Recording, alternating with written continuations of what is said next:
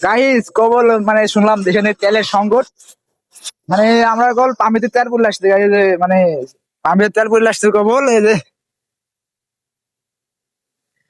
পাম্পির call তেল পড়লে আসলাম হলো 1500 টাকার। এদিকে আমার না তেল পুরে আসি শুনছি নাকি, তেল পুরে আসি শুনছি নাকি তেলে নেই সংকট, জানি না। এদিকে কিছু কিছু কিছু কিছু চুটনার দোকানদার আছে তেলের দাম 200 টাকা এখন বাড়াই দিছে। তেলে কিন্তু কোনো সংকট নাই, পাম্পও ভিড় নাই, কিন্তু কিছু দোকানে চুটনা আছে তেলের দাম বাড়াই দিছে 200 টাকা লিটার। আমি কল বললাম এই যে আমাকে তেল আমি দিয়ে 40 টাকা লিটার কিনি নাকি, কোনো কথা নাই। টাঙ্কি ফুল ফুল করলে আসছি ডিপুর থেকে, এরা মানে হুকুচে তেলের দাম বাড়াই দিচ্ছে 200 টাকা।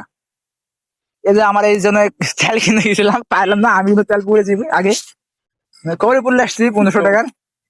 কিন্তু এরা কিছু দোকানের চুন্নার দোকানদার আছে তেলের দাম না বাড়তে হুজুরকে তেলের দাম 2200 লিটার সংগ্রহ করে রাখেছে। বোকা সুজার দোকানদার কিছু দাম বুঝে না, ছিল না ওকে দাম বাড়াই দিবে দোকানদারের মুখে।